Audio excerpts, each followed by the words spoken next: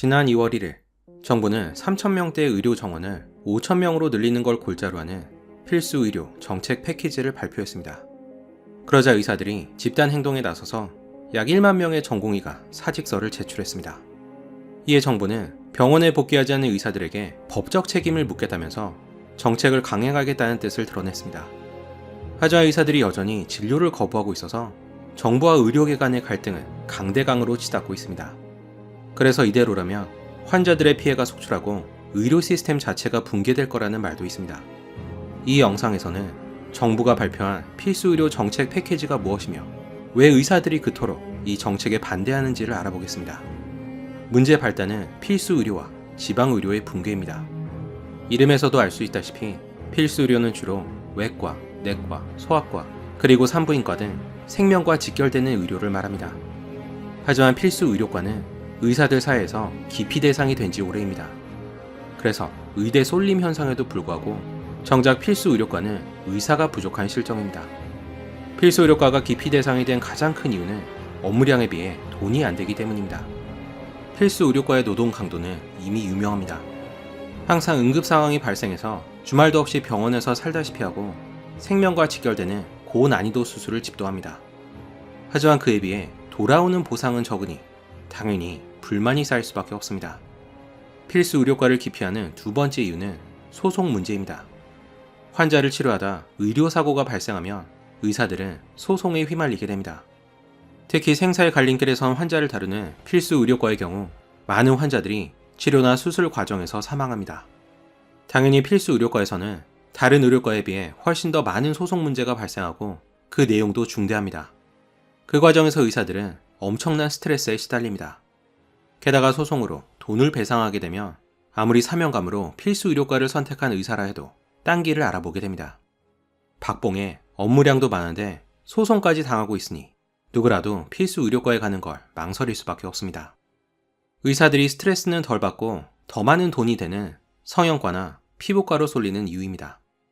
그래서 최근 환자가 치료 가능한 응급실을 찾아서 헤매는 응급실 뺑뺑이 문제까지 불거지고 있습니다. 또 다른 문제는 지방의료 붕괴입니다. 수도권으로 인구가 집중되면서 지방의료 체계는 큰 위기에 처해 있습니다. 시장성이 없다는 이유로 의료시설이 줄어들고 의사들도 지방에서 일하는 걸 기피하고 있기 때문입니다. 의료 인프라가 없으면 더 많은 인구가 수도권으로 집중됩니다. 그래서 지방의료와 인구가 함께 소멸하는 악순환이 계속되고 있습니다. 지방의료원에서는 의사들을 잡기 위해 큰 돈을 제시하고 있지만 의사들도 지방보다는 수도권에서 생활하는 걸 훨씬 선호합니다. 게다가 의사를 구하기 어려워서 겨우 한두 명의 의료진이 진료에서 응급 업무까지 과도한 업무를 떠맡고 있습니다. 그러니 아무리 연봉 10억을 준다 해도 지방에서 일할 의사가 없는 상황입니다. 이에 정부는 의료체계 문제를 해결한다는 명분으로 필수 의료 정책 패키지를 발표했습니다. 패키지에 포함된 4가지 핵심 정책은 이렇습니다. 첫째, 의대 정원 확대로 부족한 의사 수를 확충한다. 둘째, 재정 지원과 보상체계 개편을 통해 지방 의료를 강화한다. 셋째, 특례법과 책임보험 도입을 통해 의료사고 소송 부담을 완화한다. 넷째, 약 10조 원의 예산을 투입해 필수 의료의 보상을 강화하고 성형이나 미용에서의 혼합 진료를 금지한다. 이 4가지 정책 중에서 가장 쟁점이 되는 것은 의대 정원을 늘린다는 첫 번째 정책입니다. 정부는 10년 뒤인 2035년이 되면 우리나라 의사 수가 1만 5천 명이 부족해질 거라고 예측했습니다. 그래서 정부는 2025년부터 2천 명의 의대생을 증원한다는 계획을 세웠습니다. 그렇게 부족한 1만 5천 명 중에서 1만 명의 의사를 충원하고 정부의 필수 의료 강화 정책으로 추가적인 5천 명의 의사를 필수 의료로 끌어들인다는 계획입니다. 그러면 부족한 1만 5천 명의 의사 수를 채울 수 있다는 겁니다.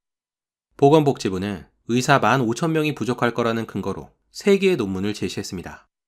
서울의대 홍윤철 교수의 논문과 한국보건사회연구원, 그리고 KDI의 논문입니다. 하지만 논문 인용이 잘못됐다는 지적이 있습니다.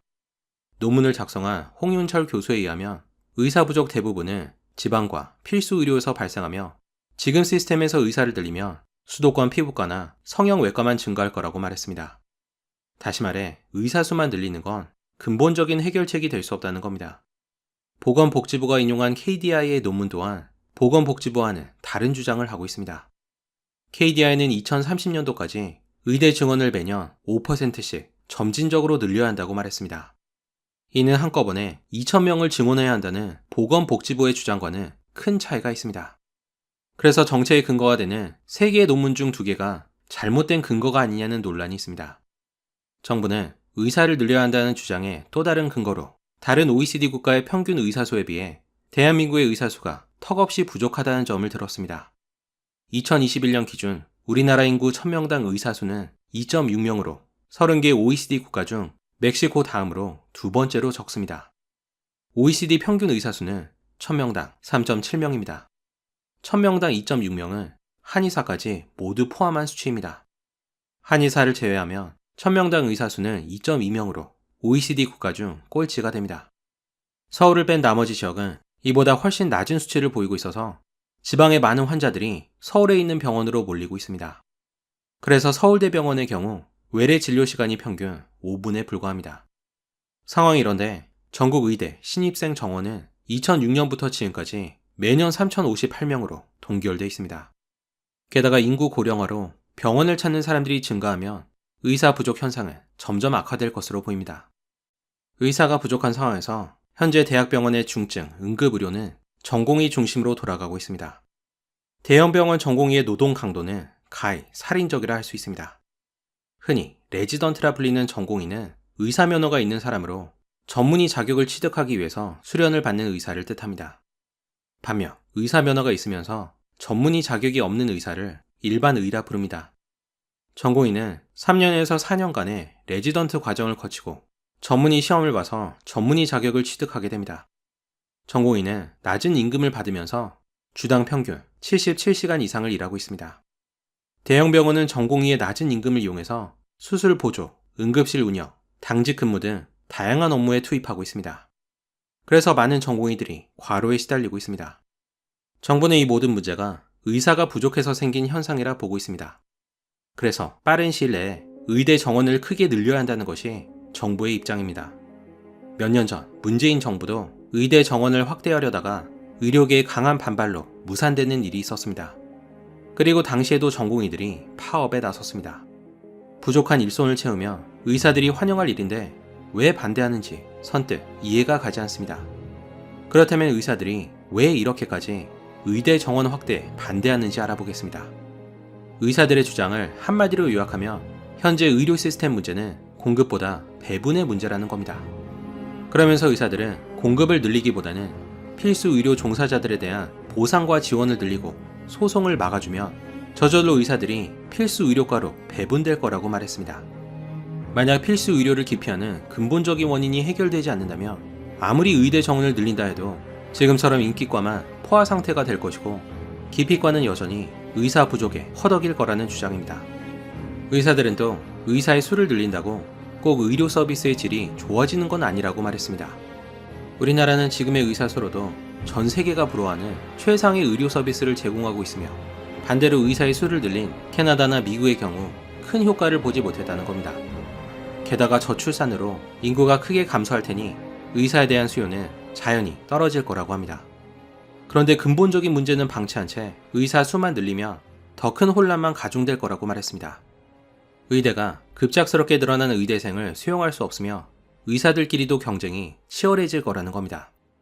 이에 대해 정부는 의대생 증원뿐 아니라 필수 의료를 지원하기 위한 다양한 정책이 정책 패키지에 포함됐으니 의사들이 걱정하는 사태가 일어나지 않을 거라고 주장했습니다. 가장 두드러지는 정책은 향후 5년간 필수 의료과에 10조 원 이상을 지원하겠다는 계획입니다. 정부는 예산을 투입하는 것 외에 다양한 정책을 펼쳐서 이미 필수 의료과를 떠난 의사들을 다시 필수 의료과로 유인하겠다고 말했습니다. 그리고 의대 정원이 확대되면 낙수 효과를 불러서 필수 의료 지원자가 늘어날 거라고 전망했습니다. 하지만 의료계는 이마저도 비관적으로 보고 있습니다. 1년에 2조 원으로는 문제를 해결하기에 턱없이 부족하며 낙수 효과 또한 미미할 거라는 겁니다. 나머지 정책도 실효성이 부족하고 오히려 부작용을 낳을 거라고 평가했습니다. 결국 정부와 의료계의 첨예한 갈등 속에서 1만 명의 전공의가 사직서를 제출하고 병원을 떠났습니다. 의사들이 바라는 건 당장의 처우 개선인데 정부에서 엉뚱한 정책만 내놓으니 환멸을 느낀다는 겁니다. 그래서 전공의가 차지하는 비율이 특히 높은 서울의 대형 병원에서는 수술이 취소되는 등 큰 혼선을 낳고 있습니다. 이에 대다수의 국민들은 의사가 환자의 생명을 볼모로 이익을 취하려 한다면서 의사들의 집단 행동을 비난했습니다. 정부 또한 병원을 떠난 의사들에 대한 면허 정지 절차에 돌입하겠다는 강경한 입장을 취하고 있습니다. 하지만 전공의들은 여전히 복귀를 거부하고 있고 오히려 이들의 공백을 메우던 전임의마저 병원을 떠나고 있습니다. 그래서 의료 대란이 장기화될 조짐마저 보입니다. 이 상황이 의료 발전을 위한 성장통인지 아니면 의료 붕괴나 민영화를 향한 첫걸음이 될지는 알 수 없습니다. 하지만 어찌됐든 그에 대한 피해는 고스란히 국민에게 돌아갈 수밖에 없습니다.